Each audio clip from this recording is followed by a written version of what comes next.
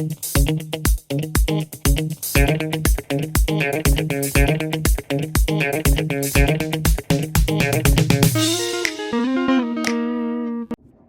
there, it's me again.